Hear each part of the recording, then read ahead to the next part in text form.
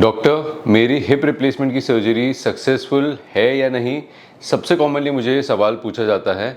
इसके बारे में हम आज डिटेल में बात करेंगे। कुछ साइंस आपको मैं बताऊंगा जिससे आप कंफर्म कर सकते हो कि आपकी हिप रिप्लेसमेंट सक्सेसफुल है या नहीं। Hello everyone, I am doctor Abhijit Taide, आपका hip, knee and shoulder expert from New Delhi, and welcome back to my channel OrthoB. तो सबसे पहला साइन है जो सबसे इंपॉर्टेंट है, वो है पेन से रिलेटेड। जितना पेन आपको सर्जरी के पहले था वो पोस्ट सर्जरी आपका ख़त्म हो जाता है। आपको माइल्ड सा पेन रह सकता है पोस्ट सर्जरी पहले 24 घंटे या फिर पहले 48 आवर्स, पर वो थोड़ा सा रहता है एज़ कम्पेयर टू अर्लियर। जो अर्लियर आपको जो पेन था नॉर्मल मूवमेंट पे भी, वो आपका पूरा ख़त्म हो जाता है। तो पेशेंट यूजुअली मेरे को अक्सर यही कहते रहते हैं कि डॉक्टर साहब, जो पहले पेन था वो अब बिल्कुल नहीं रहा। इसके साथ कुछ पेशेंट्स रहते हैं जो 70 to 80 डिग्रीज तक अपना हिप को बेंड कर सकते हैं। वो भी एक अच्छा साइन होता है कि आपको बिना पेन के आप वो बेंड कर पा रहे हो।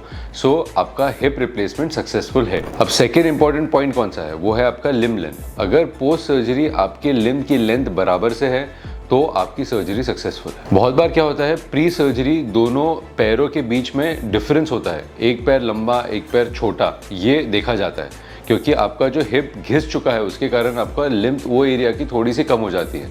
बट पोस्ट सर्जरी वो करेक्ट अगर हो गया तो सब बराबर से हो गए। कभी कभी आपके जो मसल्स है वो वीक होते हैं या फिर पेल्विक टिल्ट जो आपके एक्सरेज में दिखाई देता है उसके कारण बहुत बार ऊपर नीचे लग सकता है।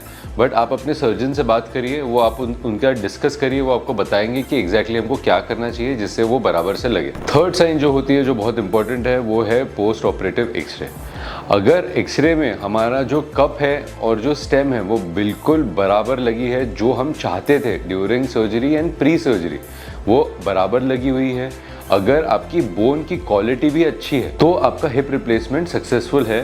और ज़्यादातर इसमें अगर आपका जो कप बैठ रहा है वो प्राइमरी फिट, एकदम प्रेस फिट है, तो आपको स्क्रू की भी ज़रूरत नहीं पड़ती है, जो एक बहुत अच्छा इंडिकेटर है आपकी सर्जरी के टाइम पे कि आपकी सक्सेसफुल है सर्जरी। अब चौथा इंपॉर्टेंट पॉइंट है पोस्ट सर्जरी पेशेंट चलना शुरू करना।